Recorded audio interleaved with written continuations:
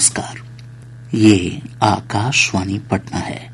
अब आप अभिषेक दास से प्रादेशिक समाचार सुनिए। पहले मुख्य समाचार।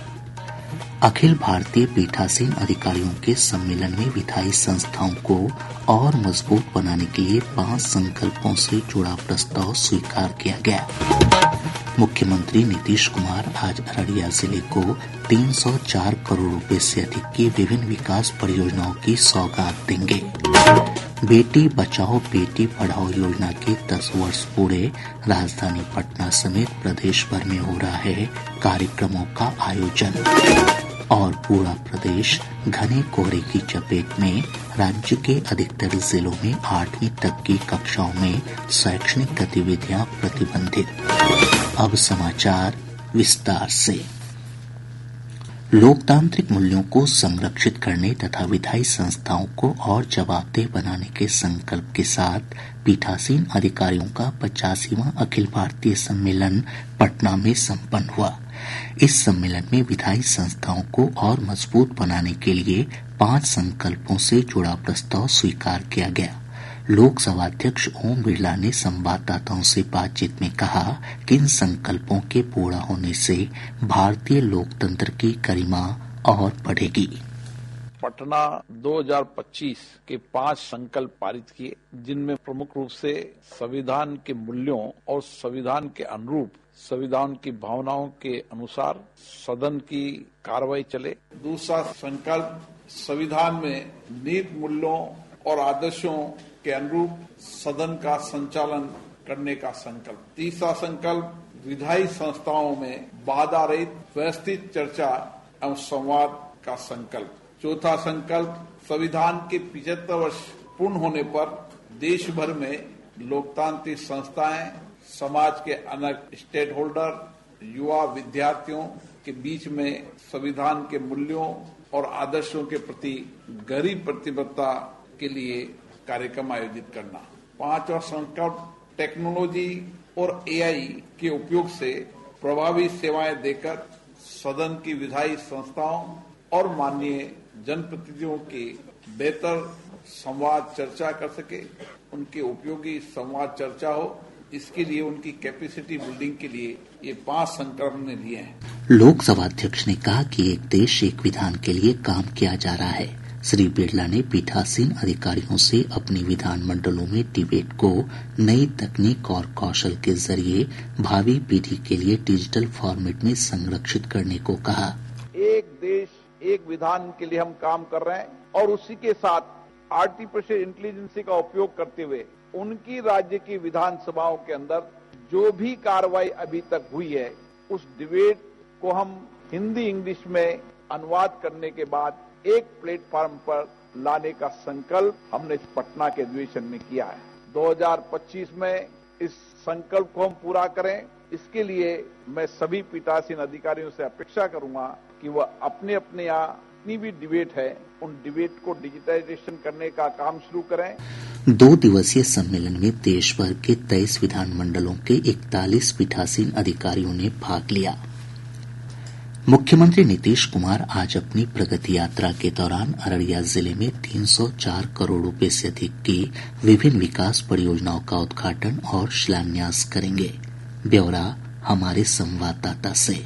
मुख्यमंत्री नीतीश कुमार आज अररिया जिले को 449 विकास परियोजनाओं की सौगात देंगे। श्री कुमार 159 करोड़ रुपए से अधिक की लागत वाली 404 योजनाओं का उद्घाटन करेंगे और 145 करोड़ 50 लाख रुपए की 45 योजनाओं की आधारशिला रखेंगे। वे हांसा, छतियौना, सुंदरनाथ धाम और मैनापुर का भ्रमण कर विकास योजनाओं का जायजा लेंगे। श्री कुमार का जीविका दीदियों और स्थानीय लोगों के साथ संवाद का भी कार्यक्रम है। बाद में मुख्यमंत्री समाहरणालय स्थित प्रमाण सभागार में अधिकारियों के साथ विकास कार्यों की समीक्षा करेंगे। मुख्यमंत्री के आगमन को लेकर सुरक्षा के व्यापक प्रबंध किए गए हैं। आकाशवाणी समाचार के लिए अररिया से मैं गौतम सिंह सहगल।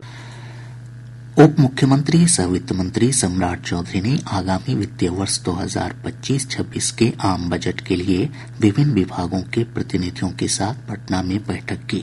श्री चौधरी ने बैठक में स्वास्थ्य, उद्योग, आईटी, लघु उद्योग, कृषि, कला संस्कृति और खेल समेत अन्य क्षेत्रों के प्रतिनिधियों से बजट के लिए सुझाव लिया। वित्त मंत्री ने बजट निर्माण में आम लोगों से सहयोग की अपील करते हुए कहा कि सबका साथ सबका विकास की अवधारणा पर इस बजट को तैयार किया जा रहा है।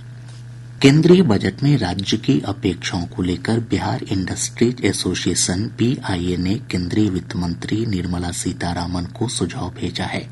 BIA के अध्यक्ष KPS केसरी ने बताया कि राज्य के विकास को गति देने के लिए केंद्र से 50,000 करोड़ रुपए की विशेष आर्थिक सहायता अगले 10 सालों तक देने की मांग की गई है। बालिकाओं की सुरक्षा, शिक्षा और सशक्तिकरण के अथक प्रयासों के 1 दशक पूरा होने पर केंद्र सरकार आज बेटी बचाओ बेटी पढ़ाओ योजना की 10वीं वर्षगांठ मना रही है। महिला और बाल विकास मंत्रालय से प्राप्त जानकारी के अनुसार इस अवसर पर नई दिल्ली में आयोजित कार्यक्रम में सशस्त्र बलों, अर्धसैनिक बलों, दिल्ली पुलिस की महिला अधिकारियों, छात्राओं और आंगनबाड़ी कार्यकर्ताएं शामिल होंगी। हमारे संवाददाता ने बताया कि योजना की 10वीं वर्षगांठ पर समारोह अंतर्राष्ट्रीय महिला दिवस 8 मार्च तक जारी रहेंगे। देश में लैंगिक संतुलन और घटते बाल लिंग अनुपात के गंभीर मुद्दे पर प्रतिक्रिया के रूप में प्रधानमंत्री नरेंद्र मोदी ने 22 जनवरी 2015 को हरियाणा के पानीपत में बेटी बचाओ बेटी पढ़ाओ योजना की शुरुआत की। इस योजना ने सरकारी एजेंसियों, नागरिक समाज, मीडिया और जनता को लैंगिक भेदभाव को दूर करने, बालिकाओं के महत्व को समझने और उनके अधिकारों और अवसरों को सुनिश्चित करने की दिशा में सामाजिक और सांस्कृतिक बदलाव को बढ़ावा देने के लिए प्रेरित किया है। जन्म के समय राष्ट्रीय लिंग अनुपात 2014-15 में 918 की तुलना में पिछले वित्तीय वर्ष में 930 हो गया है। माध्यमिक स्तर पर बालिकाओं का सकल नामांकन अनुपात भी 75.51% से बढ़कर 78% हो गया है। कन्या शिक्षा प्रवेश उत्सव ने 1 लाख से अधिक लड़कियों का पुनः नामांकन कराया, जिससे उन्हें अपना भविष्य दोबारा संवारने में मदद मिली। पल्लवी परमार के साथ सकलैन अख्तर, आकाशवाणी समाचार, दिल्ली। इधर राजधानी पटना समेत प्रदेश भर में इस अवसर पर कई कार्यक्रम आयोजित किए जा रहे हैं। प्रादेशिक समाचार आप आकाशवाणी पटना से सुन रहे हैं। ताज़ा समाचारों के लिए आप हमारे एक्स हैंडल AIRnews_पटना पर जा सकते हैं। पूरा प्रदेश घने कोहरे की चपेट में है। हिमालय की तराई वाले क्षेत्रों में आज सुबह से अत्यधिक घने कोहरे की स्थिति बनी हुई है। कोहरे के चलते दृश्यता का स्तर कम होने से सड़क, रेल और हवाई यातायात प्रभावित हुआ है। मौसम विज्ञान केंद्र पटना के वैज्ञानिक ने बताया कि कोहरे के कारण उत्तर बिहार के क्षेत्रों में अधिकतम तापमान सामान्य से नीचे चला गया है। वहीं अगले 3 दिनों में न्यूनतम तापमान में 2 से 3 डिग्री सेल्सियस बढ़ोतरी का पूर्वानुमान है। कुहासा के कारण उत्तर बिहार के कुछ जिलों में अधिकतम तापमान अपने सामान्य तापमान से कम रहने की भी संभावना है। अगले 3 दिनों के दौरान न्यूनतम तापमान में 2 से 3 डिग्री सेल्सियस की वृद्धि होने का पूर्वानुमान है। अत्यधिक ठंड को देखते हुए पटना, वैशाली, दरभंगा, भागलपुर, पूर्वी चंपारण, पूर्णिया, सीतामढ़ी और सुपौल जिला प्रशासन ने 8वीं कक्षा तक के सभी स्कूलों में शैक्षणिक गतिविधियों को 23 जनवरी तक बंद करने के आदेश दिए हैं।